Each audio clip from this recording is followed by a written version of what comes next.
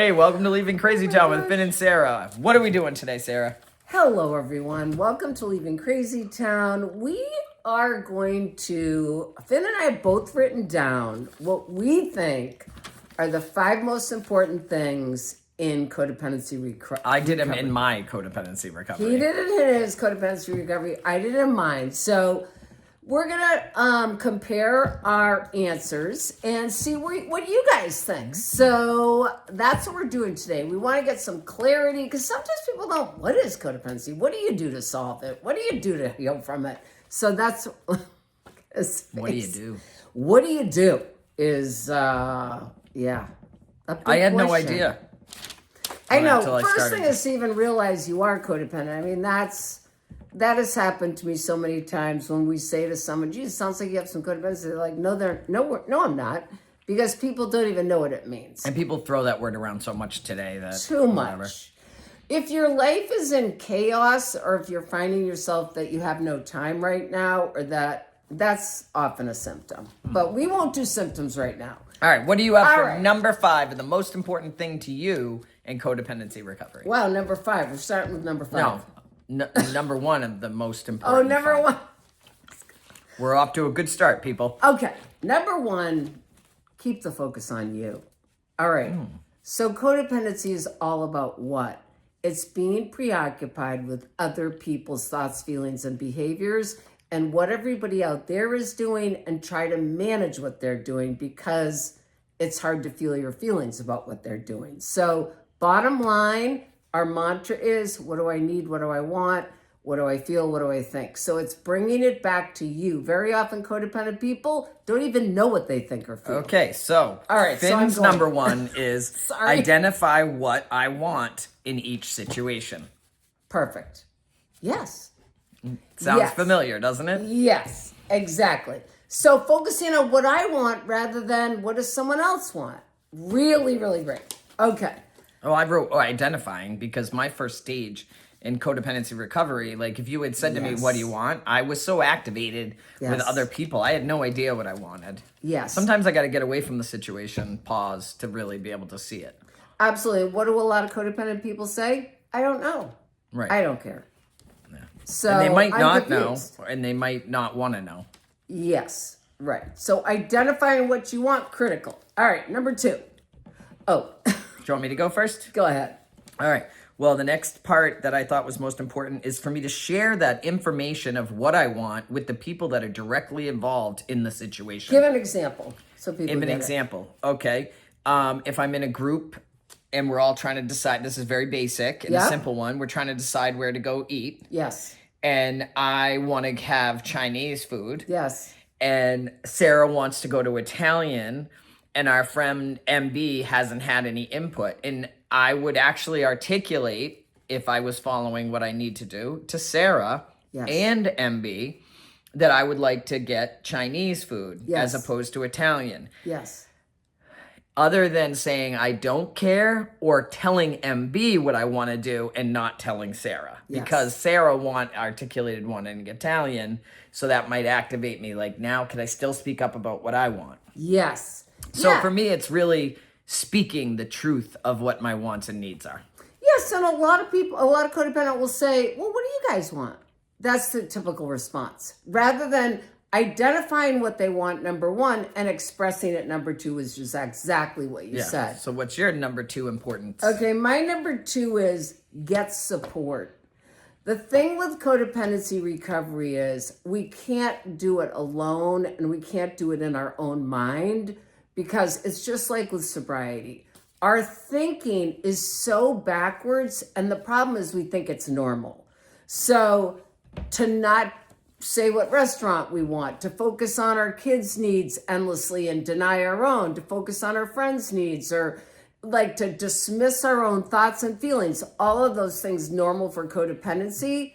So it's really good to have a support, whether it's Al-Anon, whether it's reading books, whether it's being in a book group, whether it's being in Codependence Anonymous, anything where they're talking about this material and this recovery is great. Yeah, right. and surround yourself with people that will tell you, Yes. like, are you sure that's what you want? Yes. Okay, next. Yes. All right, but I went, you were, okay. Number 3, sorry. She doesn't trust that I know what's going on here. I know. Notice that, people? All right, go ahead. I'm a control freak. Okay, number 3, looking at your activations. Okay, and what is the underlying fear? So one of the symptoms of both addiction and codependency is getting angry, impulsively responding in an angry manner. So usually what it is old fear, old issues that have not been resolved. And so it's really learning to identify, why am I getting super angry, and what are the, I shouldn't go into all the details because I could talk about activations for a whole episode, but just acknowledging your activations and looking at what they're about. Okay, go. Excellent. My number 3 was letting myself do the codependent action when I don't have the energy to speak my truth.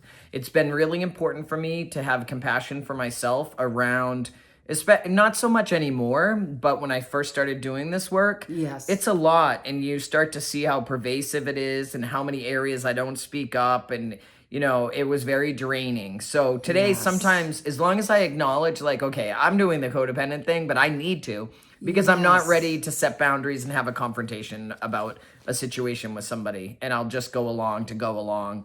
And I'm okay. I got to be okay with that. So that's what I do. Absolutely. That's so huge. We've been doing an online group for the last 5 weeks, and a lot of those folks hadn't really done this work before. And many of them are saying, this is overwhelming. I'm realizing I'm codependent in every arena of my life. So you're not going to just suddenly be able to do all the tools and put them into action. Just having the awareness is the first step and is huge. Just acknowledging it. So really Don't get down on yourself. I did for a while. It's not helpful. Yes. All right. My number 4, it's a big one, learning how to set boundaries. So this is going to take time. This is a big one. And there's a lot to talk about with boundaries. You can look at some of our other episodes, but the more you practice, the better you feel. Excellent. All right. My number 4 is remembering that I am not responsible for how someone else feels about my wants and needs. Oh, mic drop.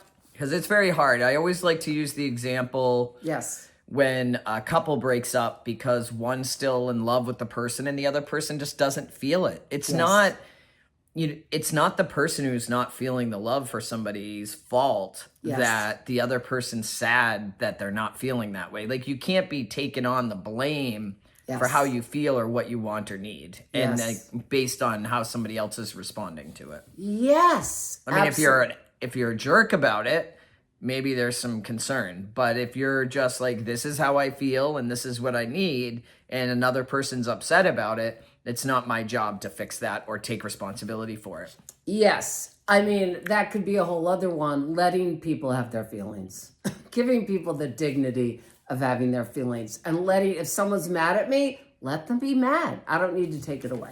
All right. Awesome one.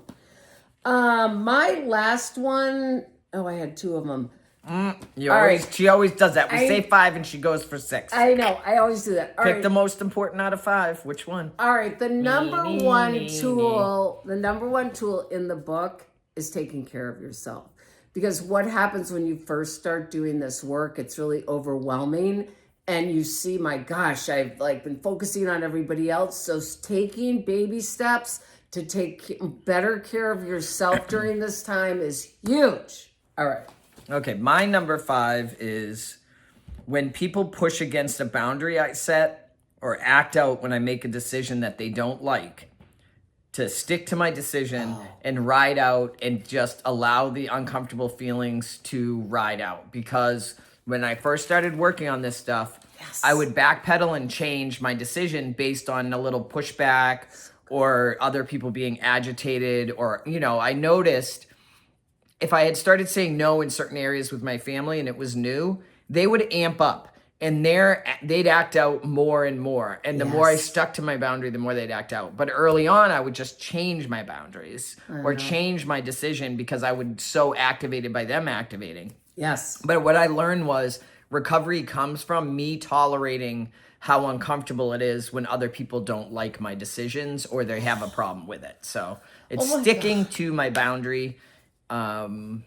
I would say that's one of the most powerful ones and the biggest game changers. Like sticking to your, a lot of people say, but I set the boundary and they didn't like it. It's like, I know. Well, but it's not a boundary if you change it. Yes. Like that, I mean, bottom line is boundaries are boundaries. And if you keep moving the boundary, it's not really a boundary, and nobody relies on those boundaries, and they push back more and more. So the more I change them, the more people would push back because they knew they could get a result.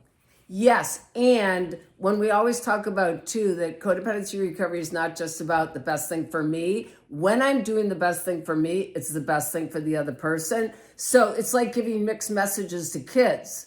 It doesn't ever work out because you're not consistent. So that's a great one. Does that mean I won this activity? No. You won this. You had the best one. No. So think about which one you want to practice this week. We gave you a lot of options. Think about which ones are challenges, which ones you want to take a little baby step with, because we're leaving crazy time. Yeah, and if you have somebody that you trust in your life that you want to work on this stuff with and say, hey, I'm working on this, you're working on this. My friend Charlene and I were laughing the other day at coffee about how today we're like 5 minutes before a meeting we're going to have or an activity we're doing together. It's no problem for the other one to call and say, hey, I'm not feeling it today. Where years ago, before we started this work together, I remember at one point she stopped talking to me. I would avoid her. Like, we would do all this crazy stuff. She drove to my house in a snowstorm and almost got killed in a car accident because she couldn't call and say, I can't come. We were so we're laughing about it today. But having that buddy to work on this stuff with, it's so much nicer. Like hey, I'm going to work on setting a boundary. I'm going to work on speaking my truth. It isn't easy, but your buddy's working on it too. It's a lot of fun. Oh, so good to have a support person. Absolutely. I could say that was so one more. Of yours. I know. And I'm not going to say anything more because I could talk so much. Yeah, because we're definitely out of here. We're out of here. Fasten your seatbelt.